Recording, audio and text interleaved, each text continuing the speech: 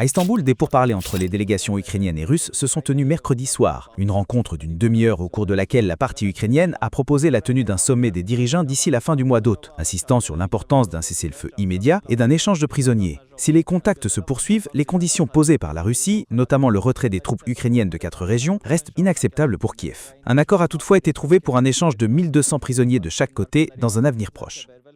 Des drones ukrainiens ont frappé la région de Sotchi dans la nuit. Une femme a été tuée et une autre grièvement blessée par des éclats dans le district d'Adler. À 30 km de Sotchi, un dépôt pétrolier a été touché, provoquant un violent incendie. L'aéroport de la ville a temporairement suspendu ses activités. Le ministère russe de la Défense a annoncé la destruction de 39 drones ukrainiens au total.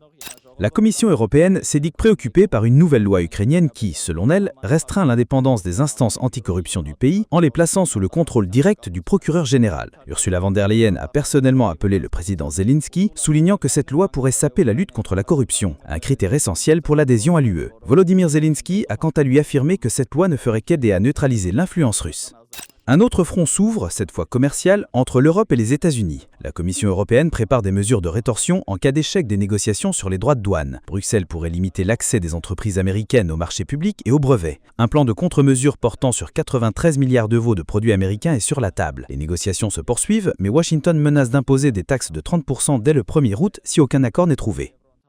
L'Union européenne et le Japon cherchent à renforcer leurs liens. Lors d'un sommet à Tokyo, les deux partenaires ont annoncé leur intention d'approfondir leur coopération pour contrer les mesures unilatérales américaines. Le Parlement israélien a approuvé une résolution déclaratoire appelant à l'annexion de la Cisjordanie, un texte sans valeur juridique mais qui intervient alors que la Cour internationale de justice a qualifié en juillet la présence israélienne dans la région d'annexion de fait. À Gaza, le Hamas a présenté sa dernière réponse à la proposition de trêve après 2 semaines de négociations indirectes au Qatar, sans avancée majeure. Les frappes israéliennes ont encore fait au moins 77 morts mercredi, dont 25 personnes qui cherchaient de l'aide alimentaire. Plus de 100 organisations humanitaires ont lancé un cri d'alarme, avertissant d'un risque de famine de masse et appelant à une trêve immédiate. David Genjoyan, Reopen Media.